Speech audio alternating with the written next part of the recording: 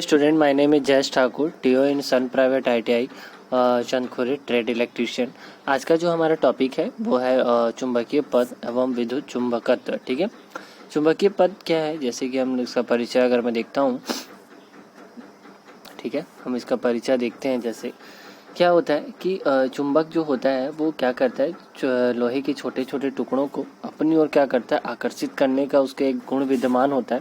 ठीक है ना, ये आकर्षित करने का उसमें गुण विद्यमान होता है। हम ये देखते हैं कि जो चुंबक क्या होता है, जो पदार्थ लोहे को अपनी ओर आकर्षित करता है या लोहे से बनी पदार्थों को अपनी ओर आकर्षित करता है, वो क्या कहलाता है, चुंबक कहलाता है। ठीक है, अगर हम कील को लोहे के सामने ले जाएं और अगर वो आकर्षित हो रहा है तो वो हम बोल सकते हैं कि ये चुंबक है। ये जो पदार्थ हमारे पास है, जो दूसरों को, जो चुंबकीय पदार्थों को अपनी ओर आकर्षित करता है, वो चुंबक कहलाता है। ठीक है, और ये चीज़ों को हम देखते हैं कि क्या कर सकते थे, जैसे कि अगर हम चुंबक के द्वारा हमने क्या समझा कि दिशा का भी ज्ञान लगाया जा सकता है। ठीक है ना, दिशा का भी ज्ञान लगाया जा सकता है। जैसे कि पहले ज़माने में लोग क्या करते थे, चुंबक को एक धागे में लपेट देते थे और उससे क्या करते थे, दिशा का ज्ञान लगाने में उनका मदद होता था। वो दिशा का ज्ञान लगाने के लिए उनको यूज़फुल होता था। ठीक है, तो दिशा ज्ञान लगाने के लिए उनमें विशेष महत्व यहाँ पर होता था कि चुंबकीय जो महत्व होता है वो चुंबकीय का जो प्रयोग होता है वो दिशा ज्ञान लगाने के लिए प्रयोग किया जाता था। लेकिन हमारे इलेक्ट्रिकल में इसका विशेष महत्व है। जैसे कि अगर हम लोग कोई मोटर बना रहे या फिर कोई हमारा जो मोटर से रिलेटेड कोई भी हमारा जो पार्ट्स है, वो हमेशा एक मैग्नेटिक फील्ड पर ही डिपेंड करता है। चाहे हम किसी पर करंट भेज रहे हैं या चाहे हम करंट ले रहे हैं, तो वहाँ पर उसका भी खुद एक मैग्नेटिक फील्ड होता है। तो बिना मैग्नेटिक फील्ड के ये नहीं, मतलब हर एक वायर्स का क्या होता है, एक अपना खुद का एक मैग्नेटिक फील्ड होता है। ठीक है ना, वहाँ पर तो हम क्या करेंगे, अभी जो इस टॉपिक पढ़ रहे हैं विद्युत पद और विद्युत चुंबकत्व में, हम यहाँ पर चुंबक के बारे में, उसके कंपोनेंट्स के बारे में, उसके सिद्धांत के बारे में हम यहाँ पर पढ़ेंगे। ओके, ठीक है, आगे देखते हैं चुंबकत्व का आणविक सिद्धांत क्या कहता है। ठीक है, मैं फिर से बताता हूँ, चुंबक का आणविक सिद्धांत क्या कहता है कि वह पदार्थ जो चुंबक का लौह तथा लौह युक्त पदार्थों को अपनी ओर आकर्षित करने का गुण चुंबकत्व कहलाता है। ठीक है, चुंबक का लौह तथा लौह युक्त पदार्थों को अपनी ओर आकर्षित करना चुंबकीय गुण कहलाता है। ठीक है, आणविक सिद्धांत कहते हैं इसके अनुसार, जैसे कि किसी भी चुंबक में प्रत्येक, हम जानते हैं कि आणविक सिद्धांत क्या होता है, कि मैं एक बार सिंपल आप लोगों को बता दूं कि हमारा जो आणविक सिद्धांत होता है ना, उसमें जो एक चीज़ हम देखते हैं कि दो चीज़ें होती हैं। एक तो लोहे को अपनी ओर आकर्षित होने का गुण उसमें विद्यमान होता है, और लेकिन उसमें मुख्यतः दो सिद्धांत होना चाहिए। लोहे को, चुंबक को, उसको कहने का मतलब ये है कि उसमें दो सिद्धांत होने चाहिए। पहले की जैसा क्या, चुंबक में जो ध्रुव होना चाहिए, मतलब दो ध्रुव रखता है। ठीक है, और प्रत्येक अणु उसमें प्रत्येक जो क्या होते हैं, ध्रुव होता है, अर्थात प्रत्येक अणु स्वयं एक चुंबक के भांति व्यवहार करता है। मतलब क्या होता है कि चुंबक के अंदर एक अणु होता है ना, जो परमाणुओं से मिलकर बना था, वो खुद एक चुंबक के भांति व्यवहार करता है कि अगर हम उसको कहीं से भी अगर टुकड़ा अणु के भांति व्यवहार करते हैं। दूसरा हम देखते हैं, यदि चुंबक को दो भागों में विभाजित कर दिया जाए तो प्रत्येक भाग में अनुपस्थित ध्रुव स्वतः उत्पन्न हो जाते हैं, जिसके भाग को दो ध्रुव कहते हैं। जैसे कि अगर मान लो कि अगर मैं चुंबक को क्या करता हूँ, तोड़ता हूँ, और तोड़ने के बाद जब मैं उसमें तोड़ने के बाद तो स्वतः ही क्या होता है कि उसमें, है ना, जैसे ही अगर उसको तोड़ते हैं तो स्वतः ही उसमें क्या हो जाता है, चुंबकीय गुण ऑटोमेटिकली उसके आ जाते हैं। जैसे कि अगर मैंने एक चुंबक लिया, ठीक है, जैसे मान लो मैंने इस प्रकार का एक चुंबक लिया, मेरा यहाँ N है, यहाँ मेरा S है, लेकिन मैंने इसको बीच से ब्रेक कर दिया, इस प्रकार से मैंने इसको ब्रेक कर दिया, तो क्या हो जाएगा, ये तो N है, ये S हो जाएगा, और ये S था, ये क्या हो जाएगा, N हो जाएगा। कहने का मतलब ये है कि जैसे अगर आप चुंबक को किसी भी तोड़ते हैं तो उसके जो क्या बोलते हैं, ध्रुव होते हैं, जैसे चुंबक को विभाजित करते अनुपस्थित ध्रुव क्या, तो उत्पन्न हो जाते हैं। क्या हो जाते हैं, अनुपस्थित जो ध्रुव होते हैं वो क्या हो जाते हैं, उत्पन्न हो जाते हैं। ठीक है, क्या हो जाते हैं, उत्पन्न हो जाते हैं।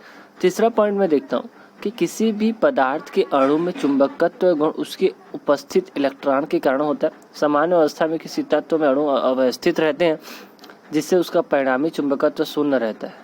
यह स्थिति अचुंबकीय स्थिति कहलाती है, जैसे चित्र में दिखाया गया। क्या होता है कि अगर किसी पदार्थ में अणु के चुंबकत्व का गुण इसके अणु में उपस्थित इलेक्ट्रॉन के कारण होता है। सामान्य अवस्था किसी तत्व में अणु अवस्थित होते हैं, जिससे उनका परिणाम अगर उसमें अणु जो क्या होंगे, अव्यवस्थित होंगे। ठीक है, अगर हमारे क्या हम पहले ही पढ़े हैं कि हमारा जो चुंबकत्व होता है वो पदार्थ में उपस्थित अणु के कारण होता है। अगर उसमें अणु में जो उपस्थित, क्योंकि अणु क्या होता है, परमाणु से मिलकर बना होता है, और परमाणु में क्या होते हैं, इलेक्ट्रॉन प्रोटॉन न्यूट्रॉन पाया जाता है।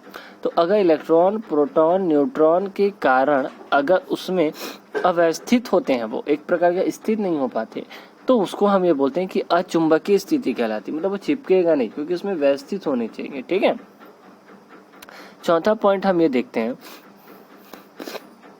जब पदार्थ पर कोई बाह्य चुंबकीय क्षेत्र स्थापित किया जाता है तब उस पदार्थ में उपस्थित अणु एक निश्चित दिशा में क्षेत्रानुसार चुंबकित हो जाते हैं, और इस व्यवस्थित और ध्रुव की ओर ध्रुव उत्तरी ध्रुव की ओर, उत्तरी ध्रुव दक्षिण ध्रुव की ओर हो जाता है, जिससे अणु एक चुंबक के भांति व्यवहार करता है। मतलब अगर उसमें क्या होता है, अणु व्यवस्थित है, मतलब उसमें कोई नहीं है, लेकिन जैसे उसको चुंबकीय क्षेत्र में डालने के बाद अगर वो व्यवस्थित हो जाता है, जैसे कि दक्षिणी ध्रुव उत्तरी ध्रुव की ओर जाता है, उत्तरी ध्रुव दक्षिण ध्रुव की ओर जाता है, तो वहां पर क्या होता है, एक चुंबकीय क्षेत्र वहां पर क्या हो जाता है, प्रचलित हो जाता है। ये चारों कंपोनेंट समझाने का मतलब ये था कि अगर आपको सिद्धांत समझना है, एक चुंबकत्व का सिद्धांत समझना है, तो उसके लिए आपको ये समझना होगा कि हम ये मानते हैं कि हमारे जो चुंबक होते हैं उसमें जो ध्रुव होते हैं, एक दक्षिण ध्रुव होता है, एक चाहे वो छोटा सा ही चुंबक क्यों ना, एक बिंदु आकार का भी चुंबक क्यों ना हो, लेकिन उसमें भी क्या होता है, एस और एन पोल होते हैं। दूसरा पॉइंट ये होता है कि अगर आप किसी भी चुंबक को दो भागों में तोड़ते हो तो उसका जो स्वतः ही वो क्या हो जाता है कि वो एन और एस पोल में अपने आप में बन जाते हैं। तीसरा पॉइंट हम ये देखते हैं कि अगर किसी चुंबक में हम लोग उसको चुंबकीय क्षेत्र में नहीं रख रहे हैं तो उसके अंदर जो अणु होते हैं वो अव्यवस्थित होते हैं। लेकिन जैसे ही अगर मैं चौथे पॉइंट में आता हूँ, अगर जैसे ही मैं उसको चुंबकीय क्षेत्र में रखता हूँ, ठीक है, जैसे ही अगर मैं उसको चुंबकीय क्षेत्र में रखता हूँ तो वो क्या हो जाता है, तो ये चुंबकीय क्षेत्र में तो पुनः वापस आ जाता है। ठीक है, चुंबकीय क्षेत्र में क्या हो जाता है, पुनः वापस आ जाता है। तो ये बोल सकते हैं कि चुंबकीय क्षेत्र में हम पुनः वापस आने का कारण ये है कि जब उसको चुंबकीय क्षेत्र में रखा जाता है तो ये पुनः वापस आ जाता है। ठीक है, अब हम देखते हैं कि चुंबकीय पद में क्या क्या होते हैं, चुंबकीय पद में क्या क्या हो सकते हैं। ठीक है, चलो देखते हैं। पहला चीज है ध्रुव। ध्रुव क्या हो जाता है, जहां पर चुंबकीय का जिस बिंदु पर जहां पर बल रेखाओं की तीव्रता अधिकतम होती है, ध्रुव कहलाता है। चुंबक में दो ध्रुव होते हैं, एक उत्तरी ध्रुव होते हैं, दक्षिणी ध्रुव, दोनों ध्रुव सामर्थ्य बराबर होता है। देखो क्या होता है कि ना जब भी कोई चुंबक होता है उसका ध्रुव इंपॉर्टेंट होता है, क्योंकि उसके ध्रुव में ही क्या होता है, उसका पावर होता है। जैसे कि अगर मैं बोलता हूँ मेरे पास अगर एक चुंबक है इस प्रकार का, मेरे पास अगर एक चुंबक है, एन चुंबक है, ये एस चुंबक है, तो यहाँ पर इसका क्या है, पावर ज़्यादा है, यहाँ पर इसका पावर ज़्यादा है। जो बल रेखाएं होंगी, बल रेखाएं होती है, हम आगे पढ़ेंगे कि बल रेखाएं क्या होती है। ये बल रेखाएं क्या होती है, यहाँ पर सबसे ज़्यादा इम्पोर्टेंट होता है। ठीक है, तो याद रखना यहाँ पर जो बल रेखाएं होती हैं वो बहुत ज़्यादा अग्रेसिव होती हैं, लेकिन दोनों समान होती है। ऐसा नहीं होता है कि एन पे ज़्यादा होगा एस पे ज़्यादा होगा। ठीक है, ये चीज़ याद रखना। ऐसा नहीं है कि एन पे ज़्यादा हो रहा है या एस पे ज़्यादा हो रहा है या एस पे कम हो रहा है एन पे, ऐसा नहीं होता। दोनों पे क्या होता है, बराबर। ठीक है, क्लियर है। दूसरा पॉइंट हम देखते हैं चुंबकीय अक्ष। ठीक है, दूसरा पॉइंट हम क्या देखते हैं, चुंबकीय अक्ष हम यहाँ पर देखते हैं। चुंबकीय अक्ष में क्या होता है, किसी चुंबक के उत्तरी ध्रुव या दक्षिणी ध्रुव को मिलाने वाली एक काल्पनिक रेखा होती है, इसे चुंबकीय अक्ष कहते हैं। अगर मेरे पास एक चुंबक है इस प्रकार का और मैं इसको क्या कर रहा हूँ, यहाँ पर एक काल्पनिक रेखा इस प्रकार का होता है। ठीक है, ये एन है, ये एस है, तो इसी को बोलते हैं चुंबकीय ध्रुव। ठीक है, इसको क्या बोलते हैं, चुंबकीय ध्रुव कहते हैं। याद हो जाएगा।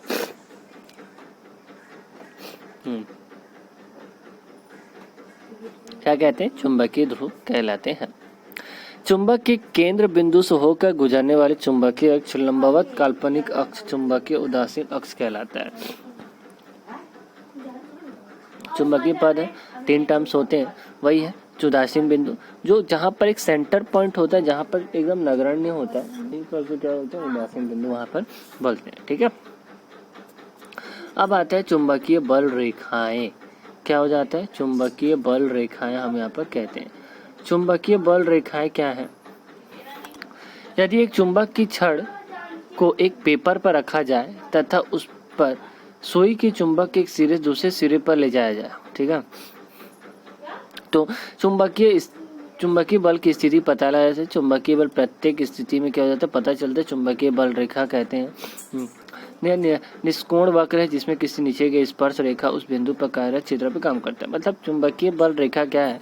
चुंबकीय बल रेखा ये है कि अगर हम किसी एक बिंदु को क्या करते हैं, चुंबकीय छड़ के ऊपर पेपर रख दें और रखने के बाद ना उसको ले जाएं तो वो क्या होगा, ठीक है, वो लगाए तो वो क्या होगा, प्रत्येक बल एक निश्चित दिशा में होता है, ठीक है। जैसे कि अगर मैं एक चुंबक का सुई है, मान लो अगर मैं यहाँ पर एक चुंबक का सुई है, मैं यहाँ क्या करता हूँ, इस सुई को यहाँ से ले जाता हूँ तो इस प्रकार का बल रेखाएं बनेगा, इस प्रकार का बल रेखाएं बनना शुरू हो जाएगा, देख रहे हो, इस प्रकार का बल रेखाएं क्या हो जाएगा, बनना शुरू हो जाएगा।